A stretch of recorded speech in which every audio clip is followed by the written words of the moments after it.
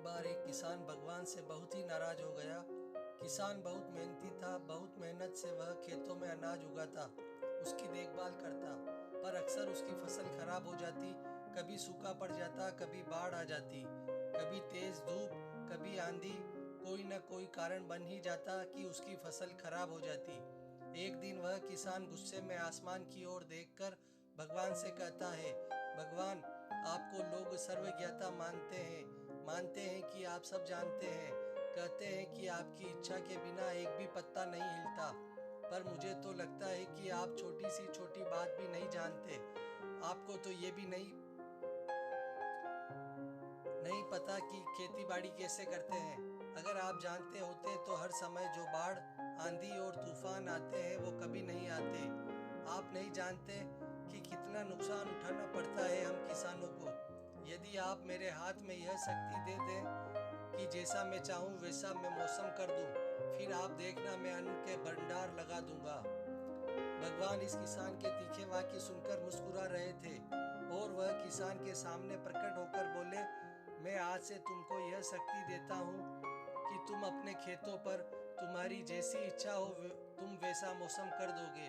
मैं बिल्कुल भी दखल नहीं दूंगा, तुम्हारी इच्छा से सब कुछ होगा। किसान बहुत खुश हो गया। किसान ने गेहूं की फसल अपने खेतों में बोई। जब उसे लगा कि खेतों को धूप चाहिए तो खेतों को धूप मिलती, जब पानी बरसना चाहिए तभी पानी बरसता। आंधी, तूफान, बाढ़ कुछ भी उसने अपने खेतों पर नहीं आने दिया। किसान के खेत में इस वर्ष ऐसी फसल हुई जैसी कभी नहीं हुई थी। हरी भरी लहलहाती फसल, मनी मन वह बहुत खुश हो गया और सोचने लगा, अब सबूत के साथ दिखाऊंगा भगवान को कि इसे कहते हैं शक्ति का सही उपयोग। मेरी सफलता देखकर उन्हें अपने नियम जरूर बदलने पड़ेंगे। कुछ दिन गुजरे, फसल कटने को तैयार हो गई। किसान बहुत उत्सुकता के साथ फसल को काटने लगा, पर जैसे ही उसकी नज़र गेहूं की बालियों पर गई तो उसने अपना सिर पीट लिया। वह रोने चिल्लाने लगा।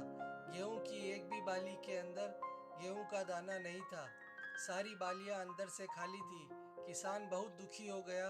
उसने भगवान को रोते हुए फिर पुकारा, हे प्रभु, तुमने ये मेरे साथ क्या किया? क्या तुमने मुझे कोई सजा दी? भगवान बोले, पुत्र, ये तो होना ही था। तुमने पौधे को संघर्ष करने का मौका ही कहाँ दिया। ना तो तुमने उन्हें आंधियों से जूझने दिया, ना तेज बारिश से सहने दिया, और ना ही धूप में तपने दिया। एक भी चुनौती का सामना तुमने उन्हें नहीं करने दिया, इसलिए सारे पौधे अंदर से खोखले रह गए। जब आंधी, तूफान, तेज बारिश और धूप पड़ती है तभी ये पौधा अपने अस्तित्व को बचाने के लिए संघर्ष करते हैं, और इसी संघर्ष से एक बल पैदा होता है जिसमें शक्ति होती है, ऊर्जा होती है, और यही ऊर्जा पूर्ति तेरे गेहूं के दानों की तरह जो नहीं फूटी, तूने उन्हें कठिन परिस्थितियों से गुजरने ही नहीं दिया। जहाँ उनके अस्तित्व का जन्म होता है, सारे बालियां एक इसलिए खाली है, इसमें एक भी गेहूं का दाना इसलिए नहीं है क्योंकि तुमने अपने पौधों को संघर्ष कराया ही नहीं। कोयले का टुकड़ा हीरा तभी बनता है जब वह उच्च दाब और उच्च ताप की मुश्किल परिस्थितियों से गुजरता है। इसी तरह यदि हमारी जिंदगी में कोई संघर्ष ही ना हो, कोई चुनौती ही ना हो, तो हम भी गेहूं की बालियों की तरह खोखले रह जाएंगे। कोई अस्तित्व नहीं होगा हमारा।